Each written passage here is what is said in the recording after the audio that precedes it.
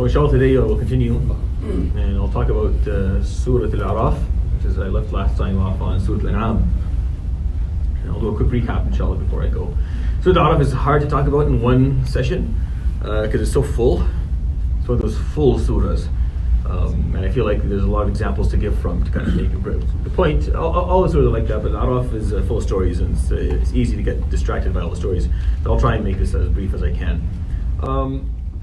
So the point of these short sessions is just to offer everyone a bit of a compass when they're reading the Quran, to figure out where they are when they're reading. To have some idea of what the surah is trying to talk about, what the point is, what concepts are Allah subhanahu wa ta'ala trying to get across to you when you're reading, so that you can do your tadabbur accordingly, so you can reflect and contemplate according to what He wants you to actually think about. Because it becomes very useless if He's trying to tell you one point and you're looking for something else. You have no idea what He's trying to teach. So it's important that you have that basic understanding. So Surah Al-Baqarah is going to be important today because Surah Al-Araf is going to take us back a bit. After Al-Baqarah gave us the job description and the system that we're going to live with, and what that looked like, and being the longest surah in the Quran with all those details. Now, I want to talk about maintenance, protection from inside and the outside, and holding on to it. Surah Nisa offered you the value system. Surah Al-Ma'idah gave you all the details of halal and haram. Surah Al-An'am talked about the personal relationship that you have with Allah subhanahu wa ta'ala, which is personified in Iman, which is what Iman actually is, and it explained how Iman is basically the combination of two things. It's the comprehension, it's belief, it's knowing Allah subhanahu wa ta'ala, knowing Him as He wants you to know Him, and then actually obeying His commands. There's amal. Iman is not a thing without amal. It's not just a thought. And then Surah Al-Araf kind of continues what Surah Al-An'am began. Surah Al-Araf is very suitable because Surah Al-Araf was revealed also in Mecca, just like An'am was. But Araf, Wallahu A'lam, was revealed a bit later, maybe a few years. An'am is an early Mecca surah, maybe the first year or two. Surah Al-Araf was revealed to the Prophet ﷺ just around the time when he was told ﷺ to do jahr bid-da'wah, meaning to speak of Islam openly. Because the first 6 years, what he did, or the first 3 years, what he did was he just chose people, specific people, just chose them. He would speak to you about.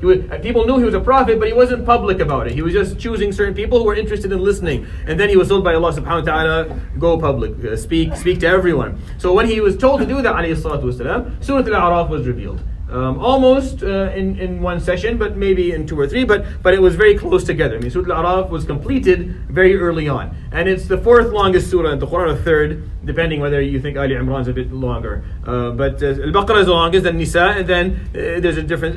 Probably Ali Imran is a bit longer. And then Araf, so it's one of the longest surahs in the Quran, and it continues what Surah Al-An'am began. Surah Al-An'am talks about your relationship with Allah subhanahu wa ta'ala, your personal one, talking about Iman, defining Iman, telling you what Iman is supposed to look like. And then An'am comes and says the only way you will survive is if your societies survive. Meaning survival is going to be through the survival of society, and that will only happen if you are decisive about your Iman. So it looks at Iman again, but it looks at it from a more communal perspective. It takes a communal approach, and I'm going to explain to you how that's important. You see, many people may have Iman, may have that personal relationship with Allah subhanahu wa ta'ala. They believe in Him and they follow the rules, but they don't understand that survival is a communal process. It's a societal process. Meaning we all have to make it. We all have to get to the other side. You can't do it alone. You can't be the only person making it to Jannah. There has to be a communal approach to this. And najatul mujtama'at, when we survive as societies, we survive as communities. And that means you have to be decisive. I mean, you have to take stands, and you have to have opinions, and you have to have behaviors that are decisive. You cannot afford to be in the gray area if we're going to make it. And that's important because today this is a big problem. Surah Al-Araf is very important to us. That's why I'm not sure. I hope we'll have enough time to talk about it. Because Surah Al-Araf is very important to us today. The reason being is that we have this problem. A lot of us accept Surah Al-An'am. We love it. It's awesome. The concept of it, I mean. We think it's great. We like the concept of Iman. We want to do it. We want to have strong Iman. We want to practice what Allah subhanahu wa ta'ala teaches us. But then we're not interested. We're not interested in the societies that we live in. We don't care. If they make it, if they don't make it, if they're functioning, it doesn't matter to us. It means nothing. And we are very gray. We do not have decisiveness in how we deal with these issues. We're not clear on where we stand when it comes to our societies. That's why you'll see a difference in Surah Al-An'am and Surah Al-Araf. In An'am, you'll find قُلْ إِنَّ صَلَاتِي وَنُسُكِي وَمَحْيَايَ وَمَمَاتِي, my prayer and my life. You'll find in Surah Al-An'am, قُلْ أَرَأَيْتُمْ قُلْ. It's always قُلْ. It's always using that one, that speaking to one person. إِنِّي وَجَّهْتُ وَجْهِيَ لِلَّذِي فَطَرَ السَّمَاوَاتِ وَالْأَرْضَ. I am the one. It's always using the single pronoun. And then you go to Surah Al-Araf and it's different. يَا بَنِي آدَمَ قَدْ أَنزَلْنَا عَلَيْكُمْ. O sons of Adam. You'll find وَلِكُلِّ أُمَّةٍ أَجَلٍ. And each ummah has a time that is waiting, that is given by Allah subhanahu wa ta'ala. You'll find وَلَوْ أَنَّ أَهْلَ الْقُرَى, the people of the cities. So you find Surah Al-A'raf no longer speaking in the single pronoun anymore. Surah Al-A'raf is speaking in jama', in the plural, all the time, all throughout the surah. Surah Al-An'am, it is always singular. Go through the surahs if you want and see the distinction. Surah Al-An'am is always going to speak. It's always telling you to do something, and it's using the singular pronoun in how you're going to do it. And then Surah Al-A'raf is speaking in plural all throughout the surah. كتاب أنزل إليك فلا يكن في صدرك حرج منه لتنذر به وذكرى للمؤمنين. This is a book. You're given this book. Do not find any haraj to speak to people about this book and to warn them using this book. And it reminds the believers. And then immediately after that, اتبعوا ما أنزل إليكم من ربكم. All of you follow. And then the surah from that moment on becomes a plural surah right almost till the end. It takes us back to Surah Al-Baqarah a bit. How? It takes us back to Surah Al-Baqarah because it has within it, again, the story of Adam and the story of Musa. If you're paying attention, Ali Imran didn't really have Adam or Musa. Nor did Nisa. Nor did An'am. Nor did Ma'idah. They didn't have it. Not at least the part of the story that we're going to talk about today. But then you find in Surah Al-Araf, we go right back to what Allah subhanahu wa ta'ala began Surah Al-Baqarah with. In Surah Al-Baqarah, if you look at Surah Al-Baqarah, it has two basic stories, two big stories. It has the story of Adam alayhi salam and Iblis fil Jannah, and then the story of Musa alayhi salam. And you'll find it repeated again right in Surah Al-Araf. Why? Because Surah Al-Baqarah, the one that gave you the job description, the one that told you what the system is going to be like, Surah Al-Araf is a very crucial and critical component of you continuing that. Understanding that we will only survive if we have societies. And we will only survive if we are decisive. There has to be that has to be a part of how things are going to work. And for example, the story of Adam alayhi salam and Iblis, it's a long story in Surah Al-Araf. Where is the punchline of the story? It looks at Adam, and the problem with Adam in the story in Surah Al-Araf, you'll find it told differently in different parts of the Quran. And whenever there's a surah, Qissat Adam in a surah, what the surah is trying to do is trying to take you back to the origin. Trying to tell you that the concept you're going to learn is as old as humanity itself. It tracks back, it traces back as far as the human experience does. Whenever you find Adam's story in any surah at all, meaning the surah, whatever it's teaching, is teaching a concept that is as old as we are. It's something that's a part of who we are. Being decisive, understanding that societies move as a whole. That's why Adam alayhi salam's mistake in Surah Al-Araf is what? فَدَلَّاهُمَا بِغُرُورٍ فَدَلَّاهُمَا بِغُرُورٍ. They were grey. Adam alayhi salam, and they didn't have decisiveness. They weren't decisive. When Iblis came and قاسمهما إني لكما لمن الناصحين, they swore, I'm telling you the truth, and he showed a few things. They lost their strength. They didn't hold on that hard. They had iman in Allah subhanahu wa ta'ala. Adam alayhi salam is in Jannah. He knows that Allah subhanahu wa ta'ala, he has the iman. It's just he's not holding on very strongly. He's not very decisive alayhi salam. He wasn't decisive, so he left. He had to leave. And that's why immediately after that story, يا بني آدم قد أنزلنا عليكم لباسا يا بني آدم لا يفتننكم الشيطان يا بني آدم إما يأتينكم رسل منكم يقصون. You'll find the ayat right after it. يا بني آدم, oh sons of Adam, you need to do this. Oh sons of Adam, you need to do that. And all the commands are commands of holding on, commands of being decisive, of being clear. However, being decisive doesn't mean that you become someone who is on the extreme. That's why the surah itself has قُلْ مَنْ حَرَّمَ زِينَةَ اللَّهِ الَّتِي أَخْرَجَ لِعِبَادِهِ وَالطَّيِّبَاتِ مِنَ الرِّزْقِ. Who is he who can come and say that something Allah subhanahu wa ta'ala put forward for the human being to enjoy, that is haram? Who dares do that? That's the ayah in Surah Al-Araf. Who dares say that? قُلْ هِيَ لِلَّذِينَ آمَنُوا فِي الْحَيَاةِ الدُّنْيَا خَالِصَةً يَوْمَ الْقِيَامَةِ. It's, in this life, it's for those who believe and everyone else, and then they'll get it specifically for themselves on the Day of Judgment. Because becoming someone who is decisive, becoming someone who understands what they're here to do, understands that Iman is a continuation where you have to hold on tight and your society has to be a part of what you do, doesn't mean that you're going to become extreme. Doesn't mean that you're going to lose your ability. And that happens a lot. Whenever suddenly you become mutadayyin, you hold on and I'm going to be the best Muslim possible, you lose your flexibility. And the word haram becomes the word that you use the most, unfortunately. Unfortunately. And the surah continues, and it talks about the Araf. I'm going to choose a few stories because it's too long for me to go through in detail. It's called the Araf. What does the Araf actually mean? Till this day, scholars aren't 100% sure. And you'll find them divided. I'm going to give you two meanings of Al-Araf that exist that suit this concept very, very clearly. Al-Araf, Allahu A'lam, is one of two things. Either they are people who are undecisive in this life. They had Iman, but they just lacked that decisiveness. They had a bit of indifference. They had a bit of oblivience. Some ghafla. They didn't care that much, but they had general Iman was there. They just weren't very clear on it. So Yawm al-Qiyamah, they come standing in a place that is neither Jannah and neither Nar. It's neither. And we didn't even know that existed. When you think about Yawm al-Qiyamah, we don't really tell that part of the story, do we? I know that I don't. When I talk about Yawm al-Qiyamah, I tell you there's Jannah, and I'll tell you there's Nar, but I forget to tell you there's this other place right in the middle. And these guys are just standing there. And they'll just stand there. For how long? No one knows. Where are they going? We don't know. They have tama', hum yatma'un. They're hoping maybe they'll make it to Jannah. We know they're better than Ahl al-Nar, but they're not good enough to go to Jannah. Maybe they're the gray area people. Maybe they're those who had Imam but never really committed. Weren't really decisive. Didn't care for their communities that much, so they just stand in the middle. Somewhere in the middle. Or it could be those who thought they could make it to the other side without their societies. It could be those who thought that they can make it by themselves. I'll take care of me, I'll be a good mu'min, I'll follow the word of Allah subhanahu wa ta'ala, and may other people do what they may. May they do what they want. It's not my problem, it's not my business, I don't care. So they come standing in a place that is unclear. Just as they lived. You go to the end of that part of the story, and you'll hear something very, very scary. وَنَادَى أَصْحَابُ النَّارِ أَصْحَابَ الْجَنَّةِ أَنْ أَفِيضُوا عَلَيْنَا مِنَ الْمَاءِ أَوْ مِمَّا رَزَقَكُمُ اللَّهُ قَالُوا إِنَّ اللَّهَ حَرَّمَهُمَا عَلَى الْكَافِرِينَ They call for some water, the people of Nar. They call people of Jannah to give us some water. And then the people of Jannah say no. And then they explain to them why. الَّذِينَ اتَّخَذُوا دِينَهُمْ لَهْوًا وَلَعِبًا اتَّخَذُوا دِينَهُم. It was their religion.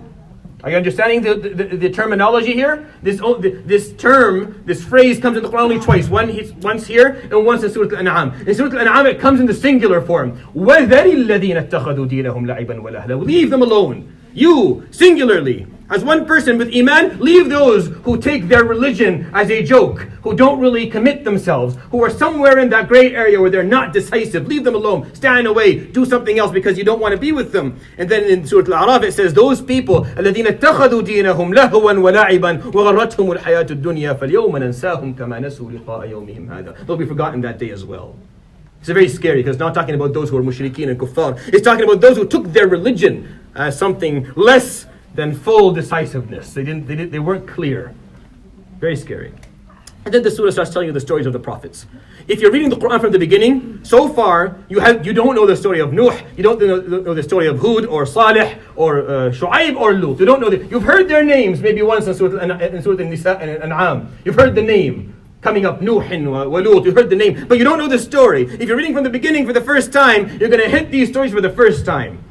And you're going to hear, the first story is going to be Nuh. Why? Because Nuh talks about a ship where everyone needs to get on. Where we all have to get on in order for us to sail and to survive. And everyone who's not in that ship, everyone who is singularly on their own drowns. Everyone who's on their own that day will drown. Either we sail together or we sink together, which is the point of Surah of the Qasas of Nuh. And as you go through the stories, you'll find that there's this aggressiveness of the other side. You see, Ahl al-Batil, they're very decisive. They get more and more decisive and more aggressive as time moves forward. That's why in Surah Al-Araf, in Qasat Nuh, قَالَ الْمَلَأُ مِنْ قَوْمِهِ إِنَّا لَنَرَاكَ فِي ضَلَالٍ مُبِينٍ. The people say, we think you're lost. And then you move to Surah Qasat Hud, and you find Qasat Hud is different. قَالَ الْمَلَأُ الَّذِينَ كَفَرُوا مِنْ قَوْمِهِ إِنَّا لَنَرَاكَ فِي سَفَاهَةٍ. The people who disbelieve, they say, we think you're, and they use the word safaha. Safaha is basically a bad word to use. And then you go to Surah Qasas Salih in the same surah. And قال الملأ الذين استكبروا من قومه. And then to Shu'aib, istakbaru min qawmihi, and kafaru at the same time, both in the same page. لَنُخْرِجَنَّكَ يَا Shu'aib. We're going to remove you from this place that you're living in. وَالَّذِينَ آمَنُوا مَعَكَ مِنْ قَرْيَتِنَا. And in each story, فَأَنْجَيْنَاهُ وَالَّذِينَ مَعَهُ. فَأَنْجَيْنَاهُ وَالَّذِينَ مَعَهُ. We saved him and those who are with him. Those who stood by him. Always in the group. Always in the group. And then the story of Musa alayhi salam was presented. This time in much more detail. This time it showed you Fir'aun. In Surah Al-Baqarah, Qissat Musa, we didn't see that part. It shows you Fir'aun, and then it shows you how the people with Fir'aun, how the mala around Fir'aun are the ones who are feeding him. The mala are the ones who are telling him. قال الملأ من قوم فرعون أتذر موسى وقومه ليفسدوا في الأرض ويذرك وآلهتك. You're going to let Musa do this and do that, and they're the ones who are feeding it. Telling us that basically we all have a role to play.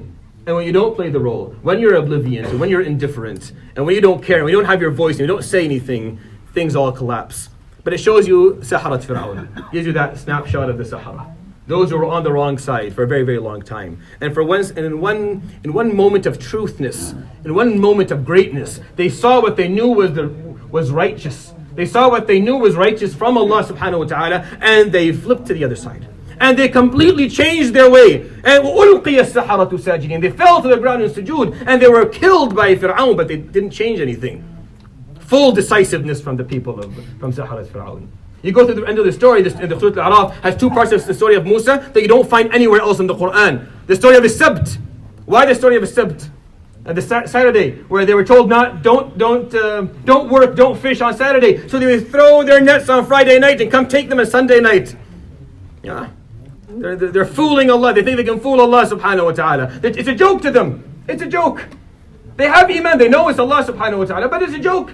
They cross the parted river. They cross, and the first thing they say, قالوا يا موسى اجعل لنا إلها كما لهم آلهة. Give us a son, give us an idol to worship like everyone else does, like everyone else has. قال إنكم قوم تجهلون. What ignorant people are you? I just parted the sea for you a few minutes ago. What's wrong? When you lack that decisiveness, when you lack that commitment, this is what happens. You see the story of Banu Israel. Time after time, pitfall after pitfall. Every single time they're given the chance, they fall again and they fall again. The surah has ayat that are very scary. وَاتْلُ عَلَيْهِمْ نَبَأَ الَّذِي آتَيْنَاهُ آيَاتِنَا. And tell them the story of someone whom we gave our signs to, meaning he knew who Allah subhanahu wa ta'ala was. Forget about the actual person because it's not important. The actual wording of the ayah is more important. فَانْسَلَخَ مِنْهَا. Yet he left it. It's like you were given, here is the deen, here's to know Allah subhanahu wa ta'ala, here is the beauty, here is the guidance, and you took it, but he didn't want it. فَانْسَلَخَ مِنْهَا. He found a way to maneuver himself out of it. And salakha is like when you see a snake coming out of its own skin. He's leaving, he doesn't want it. فَأَتْبَعَهُ الشَّيْطَانِ فَكَانَ مِنَ الْغَاوِينَ. And the shaitan immediately, when he saw that, he jumped on it. And he made sure this person lost his way. وَلَوْ شِئْنَا لَرَفَعْنَاهُ بِهَا. And if he had held on the way he was supposed to, we would have elevated his status with what we gave him. وَلَكِنَّهُ أَخْلَدَ إِلَى الْأَرْضِ. But he chose to go down to the earth. He chose to leave the greatness we gave him and fall to the earth. وَاتَّبَعَ هَوَاهُ. And followed his own desires.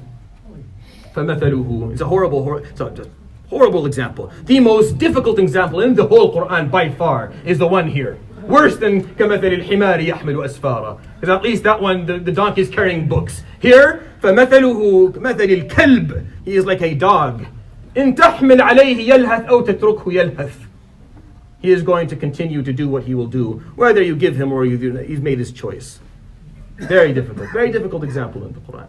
And then in Surah Al-Araf at the end of it says, وَلَقَدْ ذَرَأْنَا لِجَهَنَّمَ كثيرا من الجن والإنس. We have nominated for Jahannam many of the jinn and many of the ins. لهم قلوب لا يفقهون بها. They have hearts or consciousness that they don't use to think. ولهم أعين لا يبصرون بها. They have eyes, they choose not to see. ولهم آذان لا يسمعون بها. They have ears but they won't listen. أولئك كالأنعام بل هم أضل.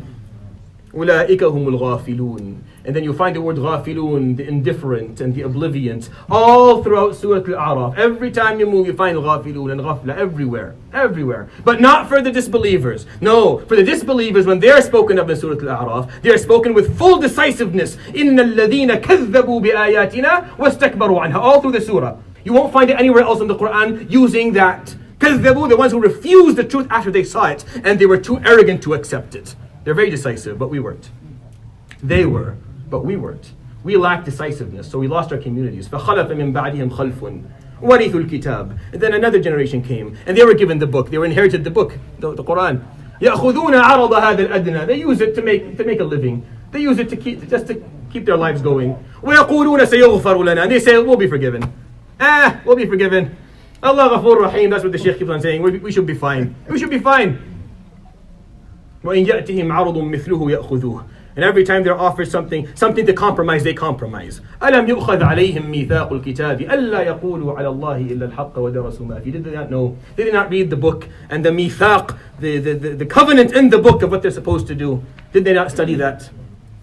SubhanAllah. You look at the two differences, I'll end with this. Two differences between Surat Al-An'am and Surat Al-Araf. Both of them have the word هَلْ يَنظُرُونَ.